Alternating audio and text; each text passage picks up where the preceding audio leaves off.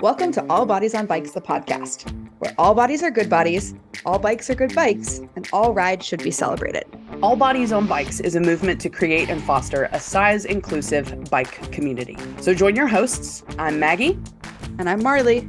As we explore the complexities of the biking world, help us break down barriers and create the world that we want to see. And don't forget that all bodies really means all bodies, not just larger bodies, but bodies of all sizes, ages, races, abilities, genders, sexualities, and beyond. Come along for the ride.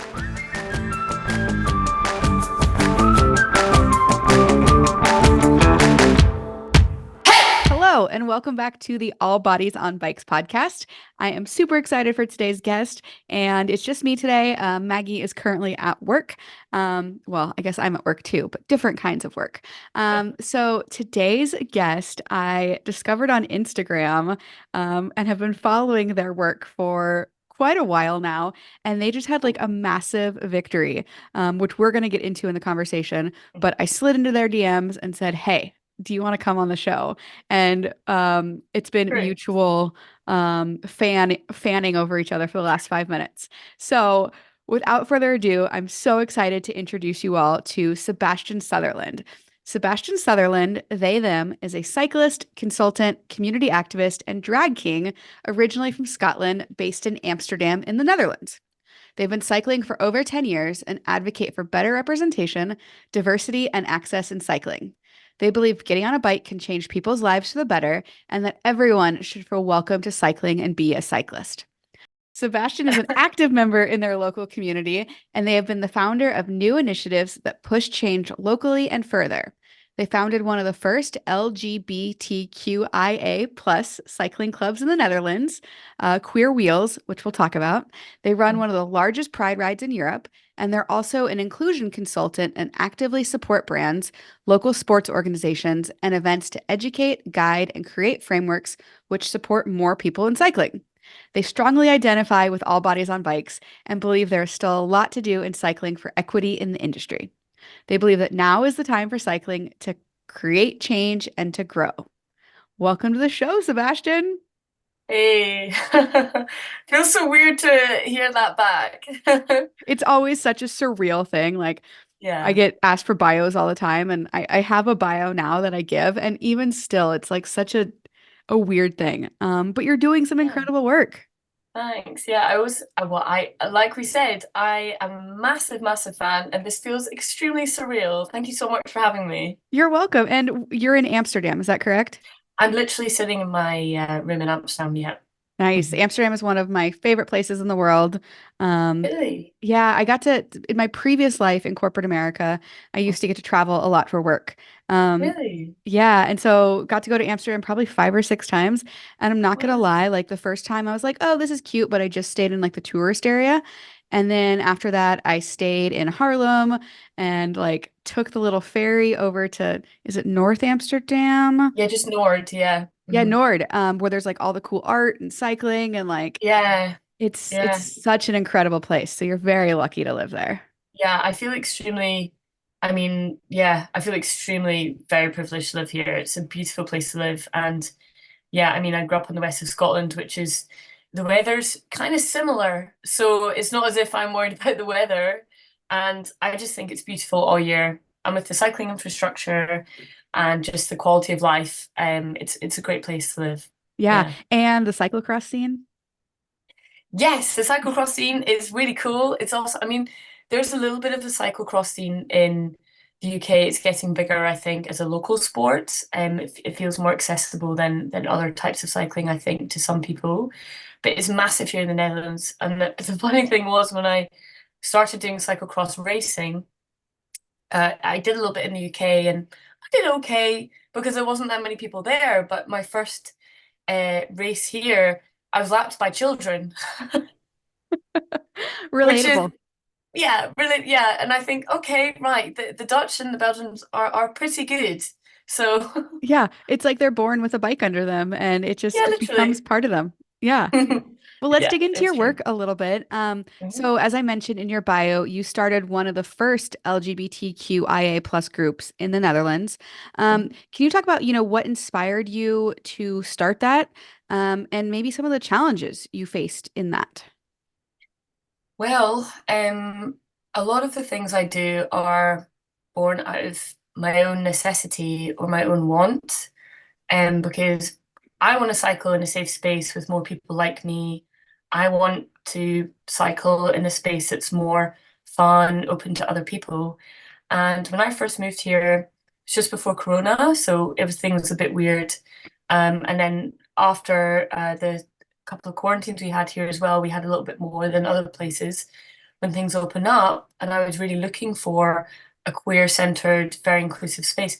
There wasn't any, to be honest, or there was, but it was very still focused on particular groups, and they weren't necessarily overtly trans inclusive or inclusive in other ways. So I thought, I'm just going to do it myself, Yeah. which is how it came about. And I did a Pride ride in 2021, and way more people turned up than I expected.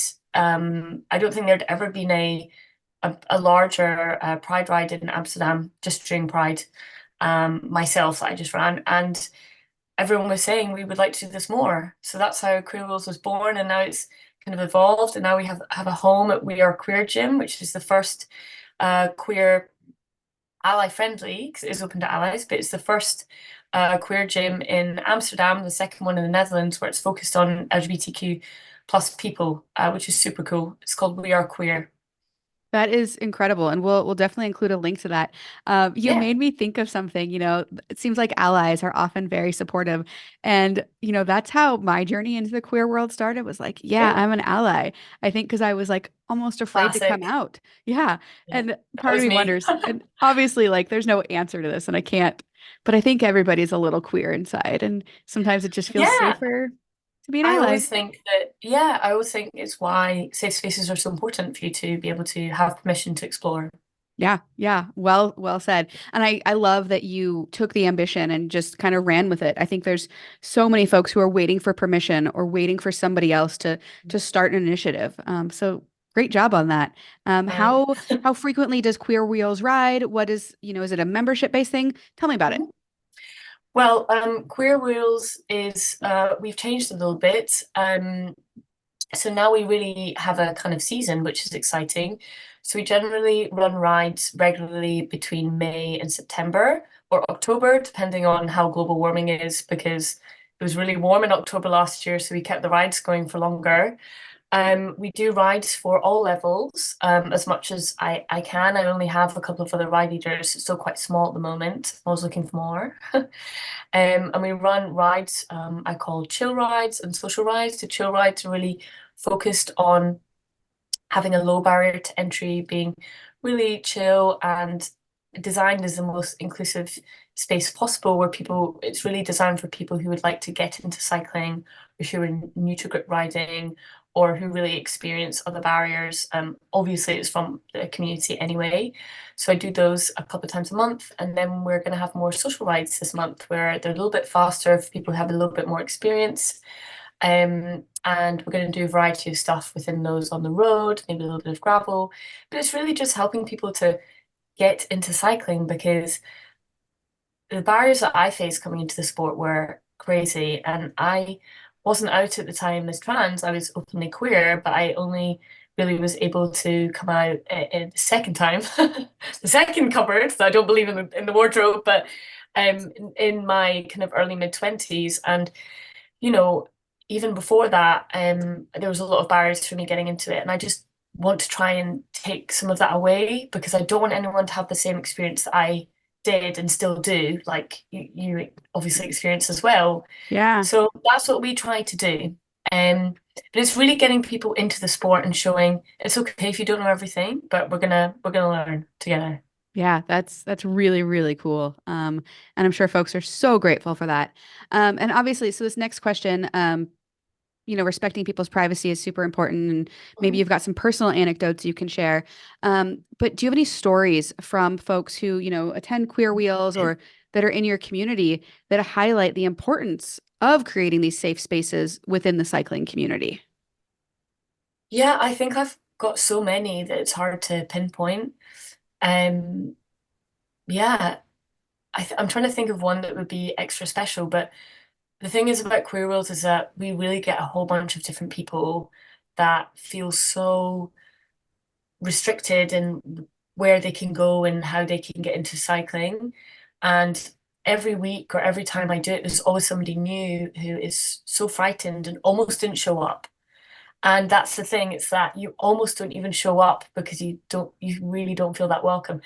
And I just think the fact that they've gotten out the door and come there is just the coolest thing ever. And I always say we all know that's the first barrier, right?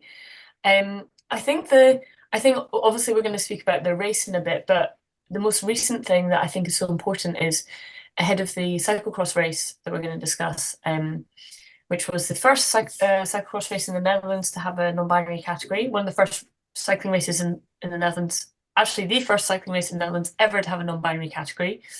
Queer Wheels partnered with another group, which I'll shout out to, called No Ordinary Women CC. They're a group which are women focused, but also for female identifying, femme, and also non-binary people, so me. Which is nice that was founded in 2020, that I've been around forever. We partnered with them for some workshops before this race because we realized there's going to be a lot of men there, but there's going to be no other kind of more marginalized genders. So we decided, right, let's try and do something to change that. So we did a couple of workshops and there was a great turnout, especially to one. And so many of these people would never have come to this. Sorry, Marley, I'm living with housemates. It's all right. It's all good. Hi. Hello. So go back. So we decided to run these. Queer Wheels and Ordinary Women decided to run these collaborative workshops together before the race to try and, bring down some barriers. And the turnout was great, and it was just amazing to see people really enjoying themselves and not being so worried about things that exist when you're in these cycling spaces. They didn't have to worry about people getting their pronouns wrong. They didn't have to worry about dressing a specific way. They didn't worry about looking a specific way or being good or being great, or it was just really fun. We're just jumping on and off and getting muddy. And at the end of the workshop, everybody was so happy. And I just think that's really nice when That everyone's is really so nice. happy. And it's I don't know if funny is the right word, but that's Mm. actually how I got into cyclocross as well. I Really? attended as a spectator for years, Yeah. and then there was a group in Seattle called Breakfast Cycling Club I know that is breakfast. yeah. Yeah, And so they're so they cool. started running workshops, before the cyclocross season, just to break down those barriers and teach Mm, you how to ride an off-camber section, how to mount and mm, dismount, how to carry your mm, bike, like mm. things that, once you've been racing cyclocross for a while, you kind of take it for granted. But if you've Yeah, never done it, it's like, what am I even doing on this bicycle? yeah, And absolutely. they just had so their season ends in like I think November, December. But at their like, the hallmark race of the year, they had the largest ever non-binary category ever. And I That's so forget cool. how many people were in it. I'm totally kicking Yeah, one myself of for my this. friends, Andy, raced. I met them through Instagram and they were here I can't remember why, they were here in the summer in Amsterdam here. And we just connected and they borrowed one of my bikes and we went cycling. It was really, really cute. And I'm such a big fan of Breakfast and Andy and everyone. And yeah, and their recent article was really cool. It's so nice Yes. that you had that experience with them. That's so cool. It's funny. I met Andy many years. Actually, it was probably early COVID when they were just getting into cycling. We went to the same So bike shop. cool. And so it's Wow. incredible to see people's journey as they come into themselves and find a place where they are accepted and welcomed and can fully Yeah. figure that out. I love the Yeah. cycling world. It's such a small world. Yeah, it's growing. I feel that our communities and our way of thinking and being is really growing, which is super nice. And I think one thing I'll say as well from the workshop is as a result of the workshops that we did, then for the race, loads of those people signed up, which That's is I think that obviously like what breakfast is doing, it's the same, but this proves the point. The fields were still very small compared to the men, but there was 5 or 6 more people there than there would have been without them, Yeah. which I And think makes a whole difference. it really does. And then, next year you'll build off of the success and continue doing. Well, we're Yeah. already talking about it. Let's talk about this race. So, Yes. tell me about it. Tell me, I know you worked for a long time to get that non-binary category added. How did that come about? Talk to me about that whole process. Yeah, well, I've been trying to race as me for a long time. Not only that, coming coming up against a lot of barriers locally in the Netherlands as well. I think people do believe that the Netherlands is a very accepting and welcoming country for LGBTQ plus people, but unfortunately, it is going down on the equality index, and Mm, it is not the same place as it potentially was.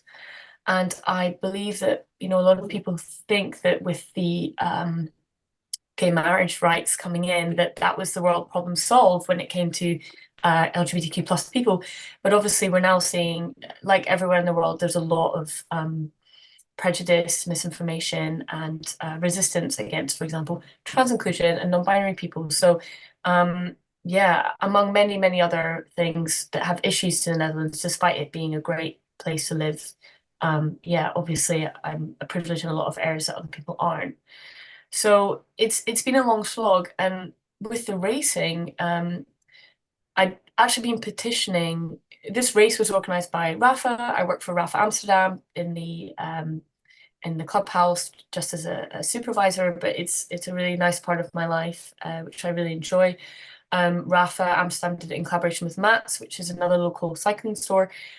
I wasn't on the people that were organizing the race, but obviously I was close to it. So I kind of was like, yeah, guys, there's going to be a non-binary category, right? And they were like, yeah, of course. Why not? I was like, exactly. That's how yes. it should be. So I think there would have been a problem if there had not been, because we all know each other so well and they know my story so well. But prior to this, I actually had to boycott the local cycling league in Amsterdam this year. I've been racing for a few years prior, and I've been asking them, please, can we talk? I'd really love to ask if you would be able to add a non-binary category. I'm here for education to explain why, but they just wouldn't have it. They wouldn't even speak to me. They wouldn't have anything to do with me. And yeah, a couple of years later, I just decided I can't do it again. They're trying to funnel me into one category, and I just said, look, I can't do this anymore. You guys need to get with the program, and I'm officially going to boycott you because unfortunately nothing else worked. But sometimes putting the pressure on does. Um, but eventually they came around and I had a really, really nice conversation with them. So I'm really excited to work with the Amsterdam cross competition next year. I know that we're still in talks about it, but it's really good that they then did listen and we had a nice conversation. But this race, I didn't know that this race was going to happen, the Mats Rafa one. It was quite random, and I kind of expected to not race again for at least another year or 2 years, depending. So it was really amazing, and I was like, "Oh crap! I need to get on Zwift and get get fit because I would like to win." Yeah. And what was quite funny is that obviously with the category coming in, the assumption was that I would probably be the only one. I wasn't in the Yeah. end, which was awesome. So like I said, it was a locally organized race, and it was just such a great day. And with the workshops that were organized with Now and Queer Wheels, it just was so. We say in Dutch gezellig, which means a cozy time. It was a fun time. It was a beautiful time, and it was just so great. And it still makes me quite emotional. But even just to do sign on and sign my name in a place which feels right Yeah. is beyond, I don't have words. Even that small bit at the beginning of the day, which seems so minor and so nothing, it meant so much to me. And also to the other non-binary people that signed up too. It was pretty awesome. And then the race happened. It was hard. It's not an easy course, that one. It's a long one. And I think my heart rate was at 190 for, yeah, however many Oh my minutes. gosh. Yeah, it was a lot of tight corners, and yeah, it was awesome. The race was awesome, and we ran the women's category and the non-binary category at the same time because they had the least amount of people. But everyone was also so encouraging on the field, not just to me, but we're all saying, come on, go faster. Everyone's so encouraging of each other because there's a sense of solidarity, um, that we're all carving out new space for each other, which is Yeah. so beautiful. And then, yeah, I got on the podium and I did my champagne and it was great. And I have it here. Oh, that's a beautiful trophy. It's really nice, thanks to Sven who got it made, and luckily I get to keep it, which is nice. It takes quite a place on my desk. But Nice. Yeah, I remember watching your yeah. Instagram stories from that day, and Hmm. you had something about when you got to, sign in for the race. And Hmm. I don't know if it was your stories or actually on your feed, but just that realization that you finally got to race as yourself. I Hmm. think, a lot of us who are cisgendered take for granted that our identity isn't questioned most of the time, and we do just get to show up fully as ourselves. And so Hmm. for folks who are non-binary, getting to be yourself, I imagine, feels incredible. Yeah, So, yeah, it really is. I mean, I obviously don't speak on behalf of all non-binary or gender non-conforming or genderqueer people, of course, but it was wild. It's still sinking in, to be honest, Marley. I can't believe it happened, and I just hope the momentum keeps going. I hope that, okay, for selfish reasons, I can keep going to events as myself and be there, but I hope that also it creates a momentum for other people to feel that they can come and do things. And I don't want to win all the time. I want to lose, kind yeah, of.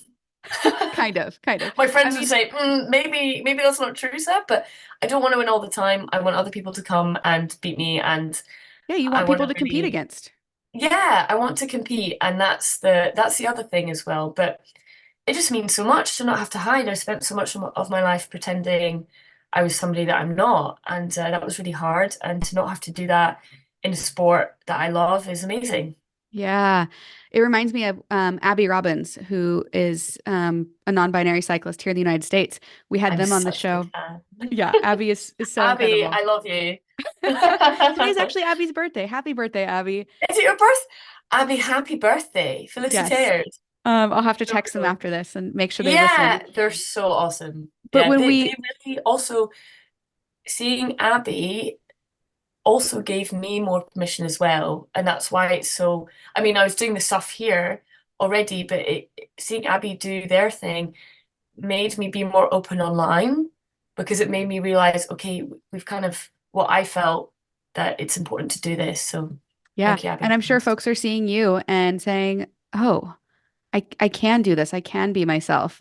And I think about, what you said about how you want people to compete against you and maybe not always win. That's like Abby, the first year at Unbound, they were the only one, Unbound Gravel. And, the next year, I think, I don't know, there were five people. And then, this year there was way more people than could fit on the podium. And they had Yeah, I think they had full non-binary podiums for each of the distances. So yeah, I would it's like so to awesome. think that that's going to happen where you're at in the Netherlands. It's like once that door gets open, you can't close it because people do have No. a right to participate in sport who they are. Yeah, I totally agree, and I hope so, and I hope it sends a chain reaction through other places in Europe too.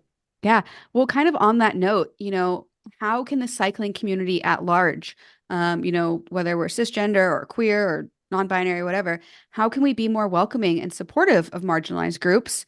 And do you have any like specific strategies to achieve this or tips or hints? Speak to people from those groups. I can't stress enough how people are not at the table when these discussions are happening about them. And there's people who are not marginalized or not from specific groups making decisions about me or other people.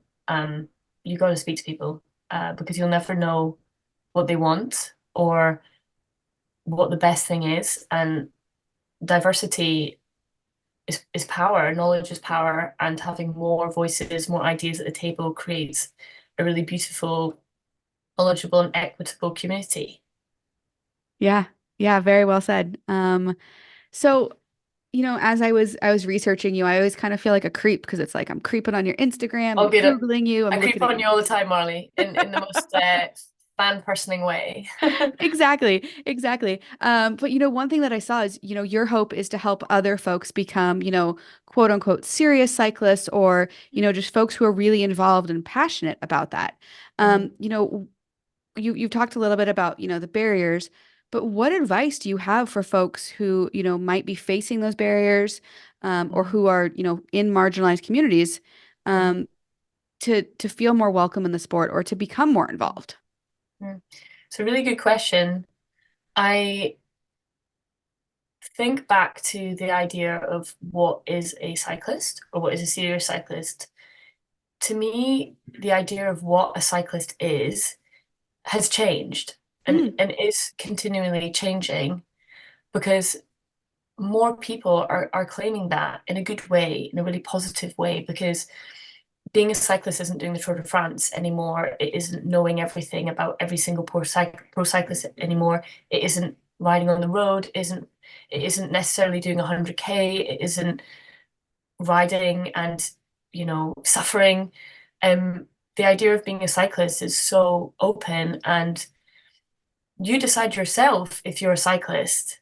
And I guess I feel weird like giving tips because I just think people should do their thing. But the advice is do your thing, and you're valid and you're welcome. And if you decide that you're a cyclist, it can be in any way. That could be commuting, doing gravel, going to see your granny, whatever. You're a cyclist, and that's yeah. We cycle for lots of different reasons in lots of different ways. And if you are passionate about pedaling in whatever form that is, then you're a cyclist yeah. and have the confidence to claim that space because you're valid. Mm, I love that. I love that so much. And I would add on to that, find groups to ride with, find folks that Yeah, resonate with you. And if you don't find that, start your own. That's how All make Bodies on it. Bikes started. Make it. Yeah. Yeah. Build, make, be. It's really, that's actually the Project Fearless motto, I think, which is a really nice, sorry, I quoted my friend's non-profit. My friend Merida, she's excellent. She runs a really amazing non-profit here called Project Fearless, and it's focused on young girls and gender fluid youth. And the idea is all about empowerment and confidence. And they do lots of different things, but yeah, I believe their motto was build, make, be. And I think that also resonates with so many things. And yeah, find other people that feel the same way. There are groups that are there now. There wasn't before, which is true. But yeah, just do it. Yeah. Yeah. Oh, I love that. You're like giving me confidence. Like I know I've like got this space, but even now, sometimes there's times when I don't feel welcome or I don't feel like there's a space for me. And it's like, no, there is a space and there are other folks who are feeling this way. Yeah, me too. Sometimes I just feel, you feel a bit imposter syndrome, right? Not only about your own work, but about being in the industry because it's so dominated by people that don't look like you or don't have the same ideas as you. But there are nice spaces that exist that are thinking differently about it. And yeah, who says this is what a cyclist is? You say you're a cyclist. Yeah, exactly. Yeah. To me, if you're riding a bike, you're a cyclist, if you want to Exactly. identify that way. Yeah. Also, you can Well, identify any way you like. exactly. Well, kind of on that same note, talking about, the cycling community at large or mainstream cycling organizations, um, what role do you see them playing in promoting diversity and inclusion? And then, what steps can they take to be more proactive? You mentioned inviting people to the table, but beyond that, what else needs to happen? In my experience, brands and large organizations have a responsibility to do the right thing, and they need to do much better.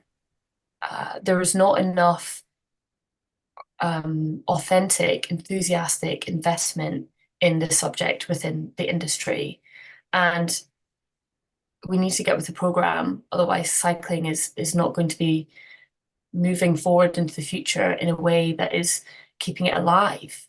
Yeah. That's what I think. And yeah, they need to be doing better. They need to be, yes, inviting people, but they need to have, equity, inclusion, and diversity one of the core pillars of their business. They need to make sure that they're hiring people properly talking to people, and like I said, authentically engaging with content and ideas and communities and people who know what they're talking about to help guide them. And they should be taking a stance. They should be doing something.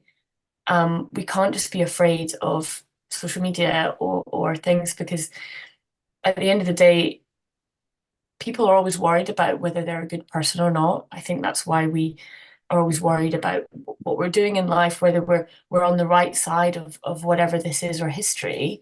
Um, but I always think, think about your gut, and yeah, if you really want to do the right thing, then you need to do it. And you need to stick by what you said you were going to do 5, 6, 3 years ago. A lot of people are bringing out impact goals and goals within the companies or organizations, and don't just say it, you need to do it. Yeah. And that involves, yeah, like I said, speaking to the right people, hiring people, being actually invested in what you're saying, or don't. And if you don't, you also got to stick by that, because there's no point being half-assed about it. Amen. Yeah. Yeah. It's unfortunate. It felt like, after the summer of 2020, there Mhm. was so much momentum in this Mhm. space. And it Yeah, it feels felt like very hopeful. yeah, same. I also felt very hopeful. And it feels like, as the economic tides have turned, people aren't buying the same number of bikes that they were during COVID for very obvious reasons. Um, Mhm. a lot of the effort towards diversity and equity and inclusion and representation has gone that same direction. And I think it's a really big misstep by these brands, because that's who is continuing to come into the sport, or continuing to get into riding bikes. And we want to see ourselves represented and see diverse faces and voices and stories. Mhm. Um, I fully agree, and I do think it's a shame, because it's proven as a business case that investing in this is good for companies. It's good in the long run for economically to invest in this. It's been proven. Yeah, so why not?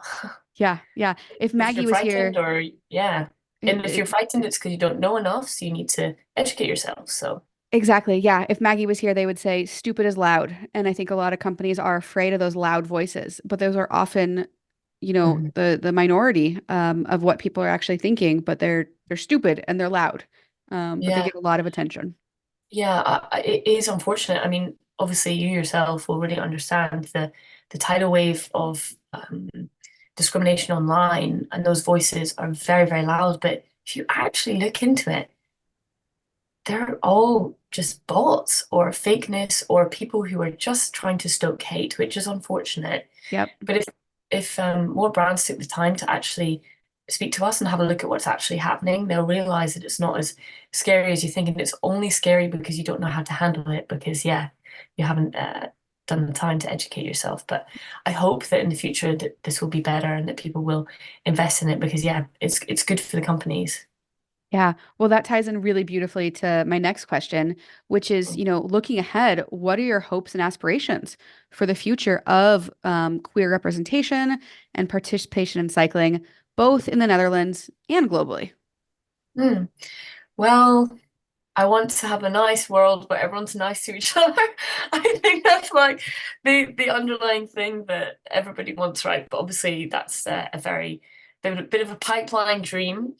Um, yeah, it's funny because I people ask me this question, what do I want for the future? And to be honest, I'm still planning my schedule for Queer Worlds like next month. Yeah. And it's these two things where, we, yourself included, we're the people on the ground actually making change and doing things. And we're really working ourselves incredibly hard to do these things. And I would like to see it come into fruition. And I would like to see, yeah, like we were talking about, better investment in people and listening, and a world where things aren't ruled by assumptions, where things aren't ruled by, yeah, misinformation, lack of education, where people are listened to, accepted, and treated um, as equally as possible. And yeah, the thing is about equity is that everybody needs something different to get to the table.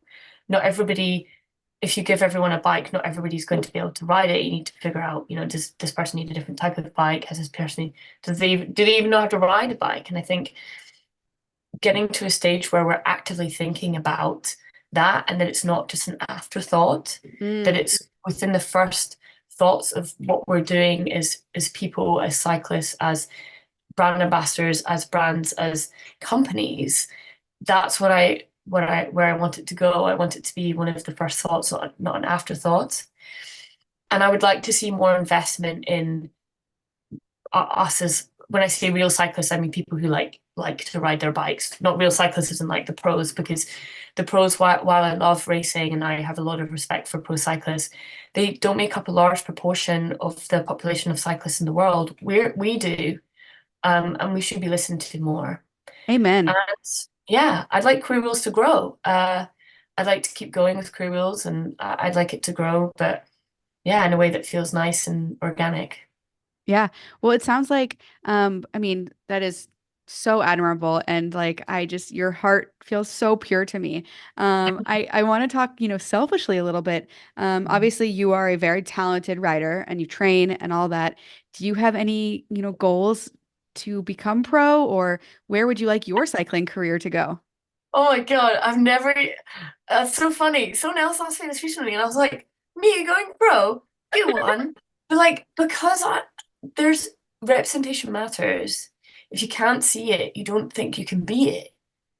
I would love to race at a national, I would love to have the opportunity to race at a national event that includes non-binary people, to be taken seriously as a cyclist. I think a lot of us, we're talking about claiming space and being taken seriously as somebody who genuinely loves the sport and is a real cycling enthusiast and knows about stuff. I quite often feel, and I know that, also shout out to my friend Federico. He's a really talented photographer and queer cyclist as well. He also races for a gravel team in Italy. We met a few years ago on Instagram, and I rode with him in Italy in the summer, and it was the first ride after I had my top surgery. And we were talking about how we're not taken seriously as queer people in cycling, because people are like, what? They don't think that these things go together. Or if Yeah. you're anybody from a marginalized group or look different than a typical cyclist, then people just don't take you seriously. My goal is to be taken seriously. Long story short, I would love to do more racing and get into that. My career as a cyclist, I think, just do cool shit. I'd I love to love do that the goal. Taiwan Com. That would be really cool, but that's like a super privileged thing to be able to do the Taiwan Com. It's the longest climb in the world in Taiwan. I'd love to do that. If How long anybody is wants it? to find me, I can't remember off the top of my head, but it's like the biggest mountain climb in the world. Um, but I'd love to just go to more events. I'd love to meet you in person, Marley. That's on my bucket list, Let's make it literally. happen. Just so you know, I just want to meet more people and just keep this thing going. That's my professional goal, and to be, yeah, I mean, selfish. Like, I'd love to race and be at the forefront of this different movement.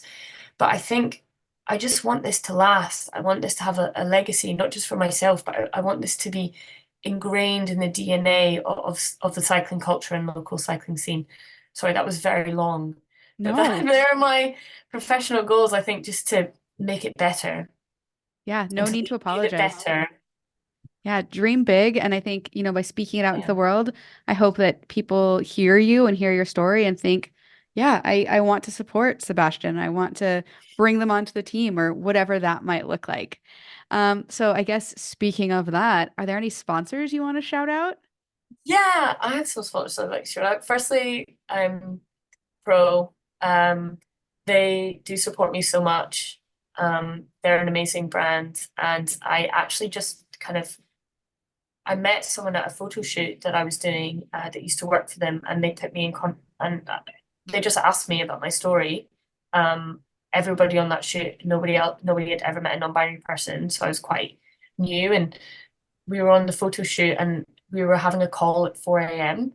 But the weather ended up being too bad, so we were all like, okay, what are we going to do? Twiddling our thumbs at 4 a.m. So we just all started having these really deep chats, and I just shared my story. And I just started HRT, so I was really excited and I want to share it, but people are like, yeah, but it was really nice, and then they were like, we've got this community program, you should, and then yeah, that's how it happened. And Pro have been really supportive of me in difficult times, but also hopefully onto some really cool times because I'm still very new to the social media game and the ambassador influencer game. I don't know. I'm what I'm best at is the stuff on the ground, and that's obviously why they support me. I also want to shout out Shimano Benelux.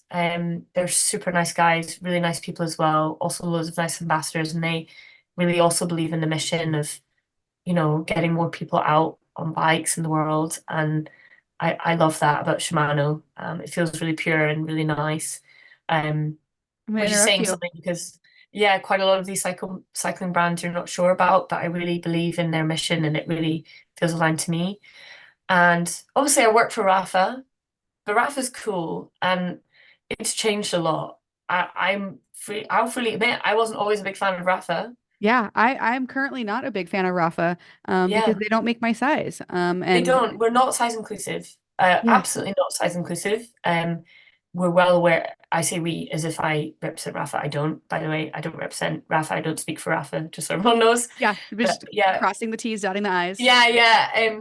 We're not size inclusive, but it is something that we are working on. And I actually worked at the head office a couple of years on secondment a few years ago, and it's being talked about and in the pipeline, being discussed. I know, and I think. Yeah, the brand is doing a lot internally to learn. And I think sometimes when you're doing a lot internally, people can't see it, which is Yeah, really tricky. So these conversations are being had. I think that's really important. And Rafa is doing, yeah, can always do more. Everyone can always do more. But I think, yeah, brands like Rafa, again, using their voice for good is really cool. And I hope to see more of that in the future with Rafa. And then the last, I'm trying to think if I have anyone else I need to shout out. We Are Queer Gym, it's awesome. Obviously, they support me a lot. Um, and Ramwork, which is actually a new sponsor of mine, it's my frame sponsor. They're really cool guys from Harlem, which you know about. Obviously, it's a town. Yeah, you yeah, know. I love Harlem. It's like, Yeah, Harlem is a town, not Harlem, New York, Harlem, Netherlands. Um, it's a town just west of Amsterdam, and they're just a really small brand, but they're really nice guys, and they're growing, and I'm growing, so we're just going to grow together, and they really support the mission. So that's so yeah, awesome. I'm just thankful for all the support because honestly, this is really hard, and I also understand that I'm an extremely privileged person. I already worked in the industry before well, I've only been working for AFA for almost 4 years, but I've been doing the cycling stuff, trying to do this for a long time, and I'm really privileged, but yeah, it still takes a lot of work. I would not be able to afford it. I cannot afford it if it wasn't for these supporters and all these people wouldn't enjoy riding if it wasn't for all of them as well supporting me to do this. So thank you.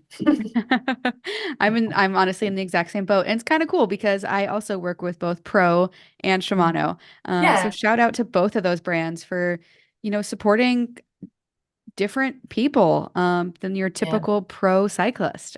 yeah. Yeah, thank you. Thank you for that support. And I do appreciate the nuance of the conversation about Rafa. Mhm. It's one of those things where I just want people to have the choice, to have a choice in clothing. That way you Yeah, can actually wear what reflects your personal style. Where, absolutely. so often for plus size folks, and I'm going through this right now of like, do I even have a personal style or am I just wearing what has been available to me? Yeah. I So, mean, I can't imagine how that must be. But I really agree with the sentiment of personal style because if we're talking about, yeah, you can claim the space to be a cyclist, you also need that represented in the stuff you wear and the stuff you need. And yeah, it's absolutely needed and essential. Yeah, I think it's a really important conversation. I mean, totally different, but as somebody who's gender non-conforming, everything's gendered. mhm. Um, so it's also really tough. And obviously with Queer Wheels, what I also do is I do a lot of advisory, and sometimes I say, okay, everyone come in to Rafa at 2 p.m. On Sunday, and we can all have a look through stuff together. and I can explain things in a less gendered way. And Rafa's really supportive of stuff like that as well. It doesn't need to be a big event, doesn't need to be a pride thing. It's just people coming in and learning about stuff. But I would love to see more gender neutral or a different way of talking about things. And I hope including that, also including more inclusive sizing, yeah, and more representation across the board. Hopefully Rafa can work towards that. Yeah, very cool. Well, thanks for fighting the good fight. So last question before our final two wrap-up questions. Oh, it's going Where too fast. I know, I could talk to you all Yeah. day. Where can people find you and follow along with your work? People can find me in Amsterdam, but they can also find me. Also, I do go back to Scotland sometimes. I'm from Glasgow originally. I miss it. You can find me on Instagram. I'm sure Marley will link on my links. You can Yes, also find me on LinkedIn for the professional stuff. I also linked my consultancy stuff there as well. Queer Wheels is also on Instagram. It's just queer_wheels. I think I didn't send you that link, but I you will. did, but we'll include it. Okay, great. Queer Wheels, and yeah, I'm also a drag king. You can follow my drag account if you like. I It's actually love a job, which is great. I love drag kings. Like I love drag queens, but they're like, and I hope people don't get mad at me this. They're like a dime a dozen. Drag kings, I feel like you have to work so much harder at what you do. Yeah, there's a lot of misogyny within, and also like trans misogyny within the community, but it's getting better. And there's a really cool collective called the Lost Boys, which is a drag collective in Amsterdam. They won the Amsterdam Super Bowl last year, which was really cool. I'm not part of them or associated with them, but that's like a really good example of more kings getting more representation. And I feel really lucky to be supported by a lot of queer nights here and people and given lots of cool opportunities. I'm hoping to perform at Milkshake this year, which is a big queer centered, it's not like overtly queer, but it is queer centered music festival that we have in Amsterdam every summer. But yeah, drag kings, we do fight quite hard. It's really tricky to get a space because people assume that we're not good, but we're so good. Yeah, I love drag kings. We can dance, we can act, we can be silly. Yeah, we're a good time. Agreed, agreed. Well, I'm totally gonna creep on your drag king account too. Yeah. Uh, It's Hamish Hunky Dory is my stage name. say it one more time. Hamish Hunky Dory. Amish Hunky Dory. Ooh, okay. We will have links to all of that. And I'm Yeah. also going to look up the Lost Boys. Um, Yeah. okay, so we have two final questions that we ask every guest. The Yeah. first one is like, what is your perfect day outside or on a bike? What does that look like for you? Hmm. So from start to finish, get up, have my porridge. I love porridge. It's very typical Scottish, but I I'm gonna say love that's very porridge. Scottish of you. Very Scottish. Love my porridge, but I will have like, blueberries and fruit and stuff, make it fancy. Um, to be honest, sometimes I love riding with people, don't get me wrong, but I really like a lot of space and actually it's planning a ride on my own. Grabbing my probably either my road or gravel bike, I don't mind, but just setting out on an adventure, not worrying about my average speed, going somewhere I've never gone before, or going somewhere that I've been a lot of times. I really like going down to the Lagverge, which is an area near Amsterdam. It's about like 80 or 100K round trip, and you go down there and there's gravel, and it's just so beautiful, just being in nature. I stop and I have a big lunch in we eat something called pannenkoek here, which is basically like a pancake, but you just put whatever you like on it. Have a big old pannenkoek, and then cycle home having eaten too much. And you know when your like stomach is focused on digesting and then your legs can't work, Yeah, that you're uncomfortable. having that feeling, the lactic acid is like we're in the wrong place, honey. It's just like yeah. And if it's I have to say I do like warm weather quite often. Obviously, Amsterdam is full of canals and beautiful places, so I like stopping off safely for a bib dip, love having a swim, getting back on, cycling home, and then probably going for a drink with my friends. That's also in the evening in a park somewhere. That's my ideal day on the bike, just having some mental space, listening to music that I like, and thinking about life. That sounds perfect. And it Yeah, reminds me of summers that I spent in Amsterdam, riding yeah, bikes and having drinks with friends on big park lawns. And it does have such, you yeah, guys have such a unique park culture. Like, I guess Europe in general that just doesn't exist here yeah. in the States. We're lucky because we have a lot of green spaces, and obviously the Netherlands has the best cycling infrastructure in the world, which is really cool. But I think equally, I do also enjoy days riding with the collectives and people I ride with too. There's something really special about that. I still get nervous sometimes going to ride with groups, but once you get over the social anxiety, you're like, oh, this is sick, and I mean, you feel really warm after. I still get social anxiety. Like it, especially, and I hope this doesn't happen to you, but as you become more and more well known, it does feel like there's this expectation that people are like wanting to see you, and I get it. Yeah, I'm not quite at that level, I think, but I think yeah, there's a lot of worries, yeah, that I face and that other people face, and yeah, yeah, social anxiety is still a thing, even if you're somebody that's seemingly quite extroverted, but yeah. And what was your other question? Sorry, I'm not sure. Yeah. No, no, it's okay. So we've talked bikes, we've talked drag kings, we've talked all sorts of things. Is there a topic that you wish more people asked you about or that you got to talk about outside of bikes? And it's okay if Aliens. not. Aliens and Aliens. dinosaurs. My special interests are Tell me more. I love dinosaurs. I think they're so cool.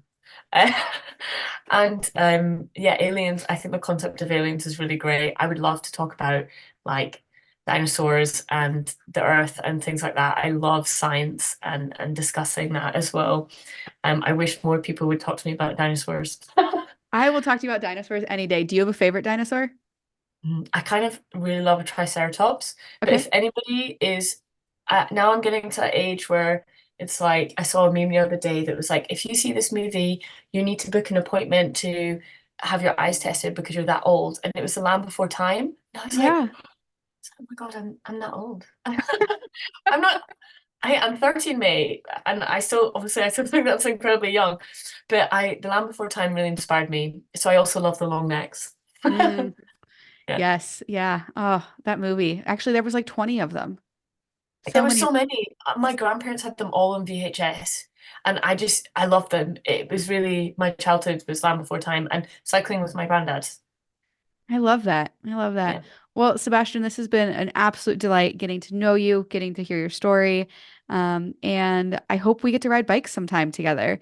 I hope Um, so too, Marley. It would be a literal dream come ag- true. Like I agreed. said, it's on my bucket list.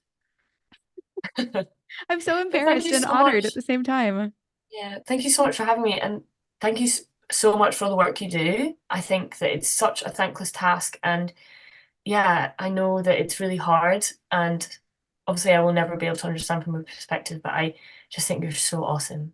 Well, So thank thank you. you. I really appreciate it. And thank you for all the work that you do. And thanks for spending the last hour chatting with us. And No worries. It's been a privilege and a joy. awesome. Well, this has been another episode of All Bodies on Bikes. And thanks for tuning in.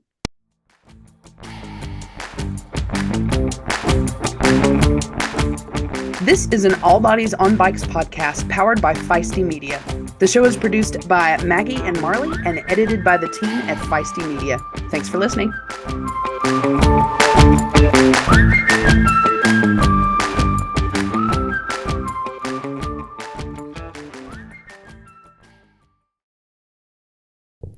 Are you tired of getting caught in the rain with poorly fitting, flimsy rainwear? Well, let me introduce you to Cleverhood, makers of thoughtfully designed, durable, and size inclusive rainwear. Cleverhood is designed by women, but is made for everyone who wants to embrace the elements and enjoy the ride, no matter the weather. Cleverhood was born out of the need to make rainy days into happy days, and with multiple choices of styles and sizes, all bodies can stay dry, visible, and happy. Maggie and I especially love their rain cape. Literally, the only thing you need to fit is the head hole. Otherwise, it just fits. It's so cute and functional, and I feel like a superhero when I ride my bike in it. All of Cleverhood's designs have reflective elements thoughtfully integrated, including an option to customize it with the All Bodies on Bikes logo. They're also sustainable, with most of their fabrics made from recycled fibers and PFC-free DWRs. Social sustainability matters to Cleverhood too, and they only work with certified producers who follow labor and environmental standards, and they give nearly 5% of their profits back to community organizations, including All Bodies on Bikes.